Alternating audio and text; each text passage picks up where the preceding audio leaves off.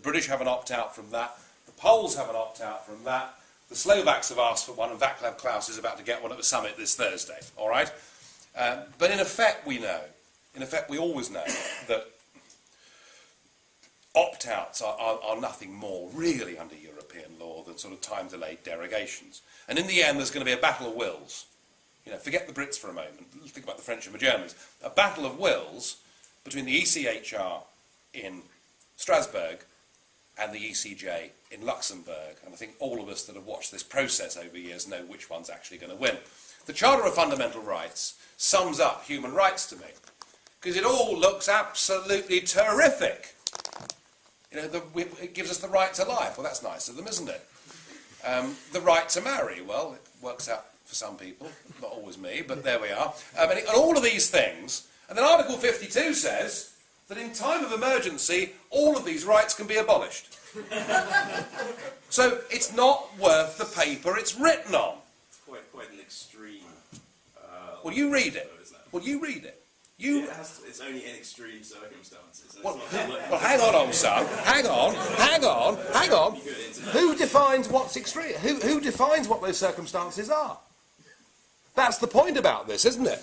That's the point about this, is that you give over to the organs of the European Union the ability themselves to decide what the circumstances are in which, you know, the state of emergency can be declared and all those rights can go. I would argue that I would prefer, we as a party would prefer, and think it generally better, to live with a system of freedoms as opposed to rights, i.e., that every man or woman is born free, that everything is legal, unless there is a law that prohibits a certain action, as opposed to the opposite of that, which is the Human Rights Code, which means that actually you are only allowed to do those things that the state allows you to do through the rights that they give you. It's a big battle of rights versus freedoms, and I generally think, I believe, that our liberty, freedom-based system, our common law system, our judicial system that backs all of that up, you know, the presumption of innocence before guilt, habeas corpus, all of those things, I think those things are an infinitely better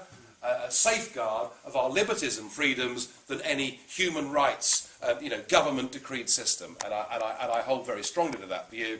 I don't believe human rights have made the world a better place. So. With regard to lobby of the booklet, on the tax page you say you want to make tax simpler, and then on the picture with the road you talk about reducing a Britdisc thing. How are you going to actually go around imposing this Britdisc tax, and surely is it not going to get passed on to consumers? Well, I mean, there are two separate things there. So quickly on the Britdisc thing, I mean, there is no doubt about it that our road haulage industry has suffered at every single level. We've got this sort of terrible discrimination against our own people here on the grounds of... I mean, the last time the police did a spot check on the Kent motorways, over 50% of the lorries from Eastern Europe were seriously breaching safety regulations, buying cheaper fuel. So we're talking about just redressing the balance on that. But the bigger picture, as far as tax is concerned, look, nobody has... I talked about the old Labour government last time round, 83% income tax for the high paid. What Brown has done is to so massively complicate the tax system. I mean, God knows, you know, tax credits, I mean, the employees don't understand them, the employers don't understand them, and none of it's working. And what we're arguing is that where the flat tax system was introduced in the Baltic states and other countries like that, it worked remarkably well, it incentivized people, but above all, the one thing that I've spoken about in the past, and I want us to campaign on very seriously, I talked earlier about the welfare state and about it being a lifestyle choice.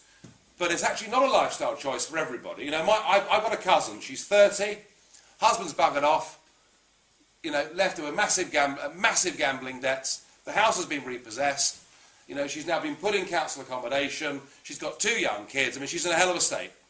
Lives in Hampshire, she applies to the Inland Revenue, who've got a big office there, she gets a good job, because she's well qualified, and it's quite a well-paid job, but actually, because of all her benefits, and because she'll start paying tax from a very low level, she's better off, far better off, and will have time for her children in not taking that job and staying on benefit. A glass ceiling has been put on her and her aspirations.